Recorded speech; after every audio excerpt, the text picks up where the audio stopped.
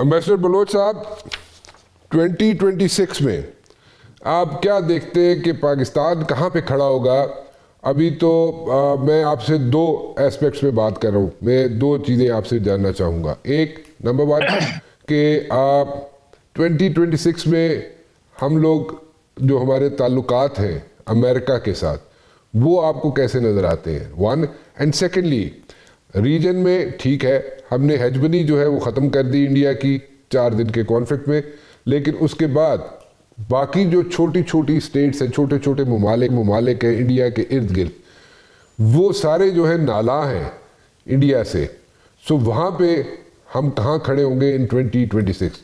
जी Bloch साहब। शुक्रिया राणा साहब। देखिए, अगर हम पाकिस्तान और यूएस को कहीं हमें सेट करना पड़ेगा कि 26 होगा कैसे, उसमें मेरा ये कहना है, जो कि मैंने कहीं रकम भी किया है अपने एक ऐसे में, कि actually it is a fracture world, जो कि 26 में फ्रैक्चर्ड हुई और वही जो है वो विरसे में मिली है फ्रैक्चर्ड जख्मी हालत में ये दुनिया 2026 को।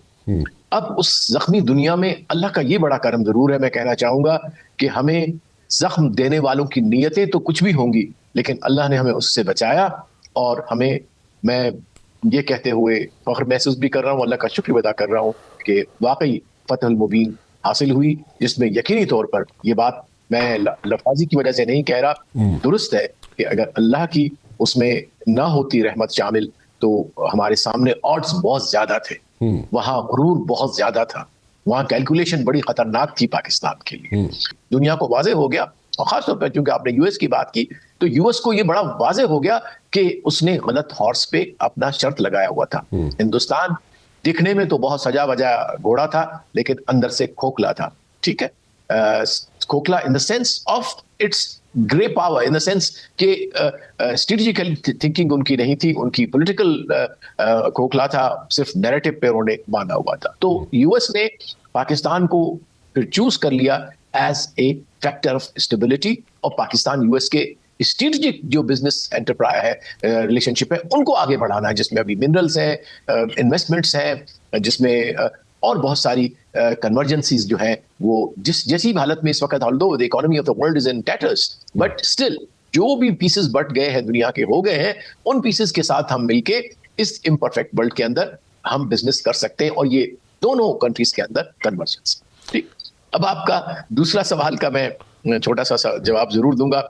बड़ा आपने जो है वो एक अहम सवाल उठाया है, इसलिए कि पूरी दुनिया की जियो स्ट्रेटेजिक कैलकुलेशन इसी मिस इन्फॉर्मेशन और डिस इन्फॉर्मेशन पे थी, और ये जो फॉल्स परसेप्शन उसने किया था कि इसलिए, और उसकी पता है वजह ये strategic, I am sure you know better than all of us, आप करते रहते हो एनालिसिस और करवाते रहते हो हमसे, कि in order to grow and be counted as a global hegemon, you have to first establish yourself as a regional hegemon. That is the theory of political science.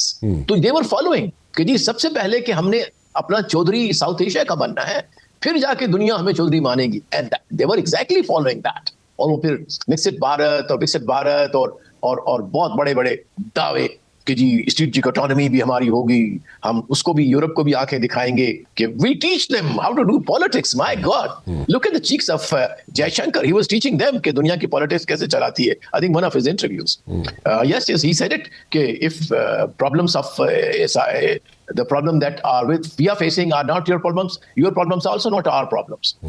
तो वो पूरा चेहरा उसका बेनकाब हो गया, और अब हिंदुस्तान जो है वो हेजेमनी का जो तिलिस्म था वो टूट गया, दुनिया को पता लग गया, और आज जो तब्दीलियां बांग्लादेश में आ रही हैं उसमें ये फैक्टर को हमने डिस्कस नहीं किया, लेकिन आई एम कन्विंस्ड कि उसका जो ग्रिफ टूटा है हिंदुस्तान का, उसमें ये फैक्टर भी आया है कि अब हिंदुस्तान का असल चेहरा, कमजोरी, उसकी जो फॉल्स नैरेटिव वो एक्सपोज हो गया है। इसलिए वहां जो फोर्सेस जो कि हिंदुस्तान की हेजेमनी को नहीं देखना चाहते थे, वो पीछे चली गई, और अब एक नया balance of power, believe me, has been established in South Asia. जब पाकिस्तान अपनी इंडिपेंडेंट जो फॉरेन पॉलिसी वो चलाता है, जिसमें हेजेमनी नहीं कबूल करता, और जो Bangladesh, which is another like in a way equally large part of us, which they are still part of us. तो वो बैलेंस ऑफ पावर, सच्ची बात ये है, स्ट्रेटेजिकल लेवल पे वो डेवलप हो गया है। अब जो छोटी जो बाकी कंट्रीज है, नेपाल है, श्रीलंका है, you see them how they are kind of showing their independence in their foreign policy। जी ठीक, बिल्कुल ठीक, बिल्कुल ठीक है।